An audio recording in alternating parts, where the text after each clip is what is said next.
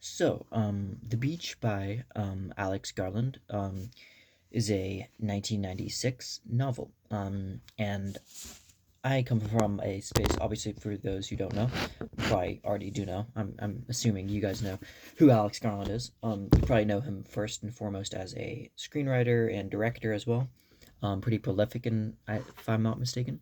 Um, I probably first knew about him on a tie between Ex Machina and the which was funny because it's probably one of his later, I guess, works. I guess, but yeah, and 28 Days Later, or like the whole 28, days and years, and then 28 weeks, or so yeah, all that crushed together is pretty much. And he also wrote a trio of novels, I think, and I've read one of other of them, which I thought it was a more of a short story from what I remember. It was called The Coma, which I thought was pretty unique and interesting. Kind of, I don't know if you call it like a nested kind of narrative where it's from the point of view of somebody trying to wake up from a coma.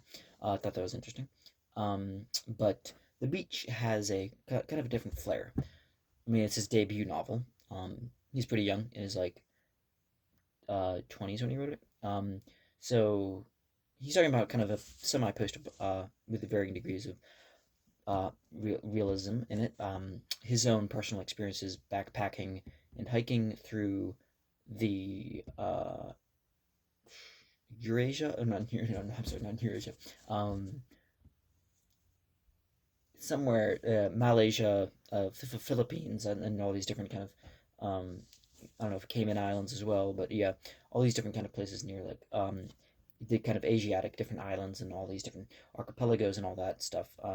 And stuff that I wish I could do too. I wish I could just like stop thinking about money and just like um save up just enough and just go out there, which I'm still tentatively planning on doing sometime. I just don't have any money right now, but all pretty, um, stuff, interesting, kind of stuff to do, like this kind of, and he kind of combines that with this character of Richard, the main character, um, who's meant to be kind of unreliable. And here's where the unreliable narrator gets a little bit dicey, in my opinion. Not to kind of throw him under the bridge, but he's meant to be a little bit of a kind of a um, immature and a little bit just kind of callow, just go through the world, trying to experience as much as he can, before he gets home. And he's kind of not really, you know, he's got over a breakup, and you don't really know much about him aside from that. He's kept kind of left in the dark on a certain, as far as like certain of his personal life. He's like completely like you don't know his parents are. You don't know. You don't, all you know is that he's this English kid, or UK kid, going around backpacking, just trying to live it up, and he falls upon this. Here's probably the most interesting part of the novel, I thought. And the rest of you could have just thrown away. No, I'm just kidding. But it was this. He stumbles upon when the scene in the beginning of the novel. Um, he stumbles upon the Bugs Bunny, and he's this very like he calls him in the movie I saw recently too. The Danny Boyle directed with Leonardo DiCaprio and I think Virginie Lediana's French Rosie, and Tilda Swinton there too as well. She played Sal and did a great job, phenomenal job. I was also always with Tilda Swinton. But I think the novel where the I think the movie, I'm not going to get into that, right, with the whether it was a justifiable um faithful adaptation or not, because some people said that the themes, the larger kind of socio kind of economic kind of political, not really political so much, but cultural commentary as far as was kind of lost in the kind of the spectacle of the movie. And I think I kind of agree with that, but we'll get to that later. So yeah, so this a very eccentric, semi-reclusive kind of guy, um, named Bugs Bunny, played by um, why am I Richard Carl? No, right? Richard Carl in the movie. Who's in Trainspotting? He played Begbie. Yeah, he basically stumbles, runs into Richard and gives him this map. But not like face to face. He kind of, um, he kind of looms into his room where he's like staying in, I believe, Thailand, I think, in a very kind of cheap motel, just for the night, just kind of, lie his head somewhere, and he sees Richard there, and he's like, he gives him this he kind of gives him this gleaming eyes, and kind of just like talks to him about this island, and then he doesn't really elaborate too much, but he does say that it's like an island that's like very, or sorry, a beach, on an island, yes, and it's this beach that's very uh idyllic, very perfect, and like nobody got to it, nobody else. It's like a big secret, so like nobody has come along, and nobody can um corrupt it, the value of this impeccable beach somewhere in the secret kind of um throughout Thailand, some or in the kind of these circles of islands out there. I think it's called Koh Phangan Yang. But he doesn't say anything beyond that. He kind of keeps his tight-lipped, and then eventually, over the next night, he drops off this map to a hand drawn one to Richard on his doorstep, and um, ends up actually committing suicide by cutting himself. So he cuts his wrists, and yeah, for unknown reasons. Like you don't know like what exactly was haunting him, or if he was just kind of maybe just like a little bit just like too far gone at that point mentally. But yeah, a lot of that's kind of left up into the, kind of felt like a little bit, it could have used a little bit more tying up, but I'll get to my criticisms later. Anyway, so yeah, so Richard goes and is enamored, or he's completely taken in by this,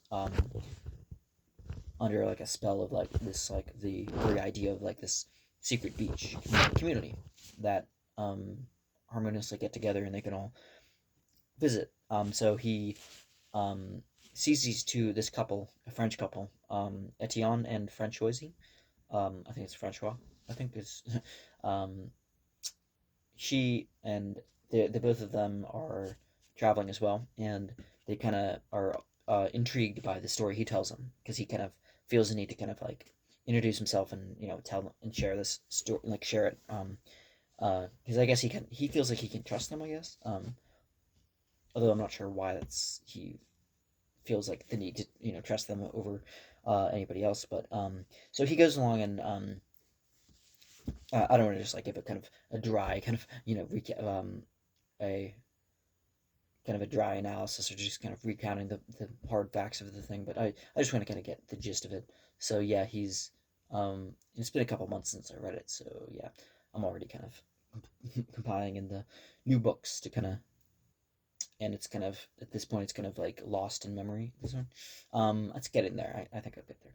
So what was he doing? What was Richard and they were, so they got on a bus catching a bit, so they all get together and kind of like agree that this is a genuine map, like the map, despite how crazy that the guy, Bugs Bunny scene, he obviously not his real name, he did have an adequate practical map to get there, and they knew right away that this was like a that they could kind of catch a series of different kind of transportation methods to get there, by I think by bus, and then by a boat, and then they finally end up getting to the kind of the main kind of island of, I think, Koh Phangan, and they at this point they are in kind of intercepted by these two kind of pothead stoner guys. I can't remember their name, but they were going.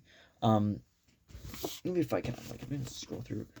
Um, there were these two kind of interesting kind of Zeph. Yeah, there was a Zeph and Sammy were these kind of this is where you kind of get a Gen X kind of stoner head, um, kind of almost like a stoner comedy kind of aspect to the whole thing, where they were trying to they were all kind of, they made up, these two, Zeph and Sammy, were, I think they were both like actually well educated students that kind of came from a scholarly background, but they were kind of, they said, at least they claimed, that they were putting on this kind of stoner act to kind of fool the people that they meet while they're traveling the world.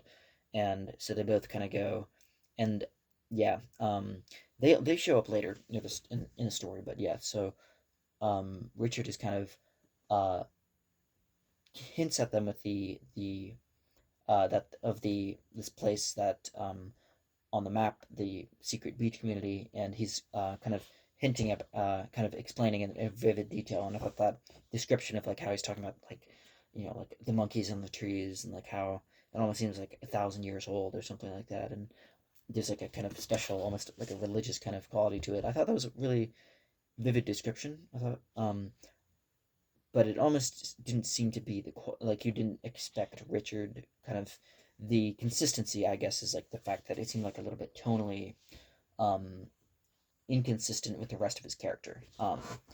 But we'll get to that more later. So yeah, Zeph and Sammy kind of disappear down. They continue doing their own travels, and he and the trio, Zeph, I'm sorry, Richard, Etienne, and Francois, all end up making a kind of deal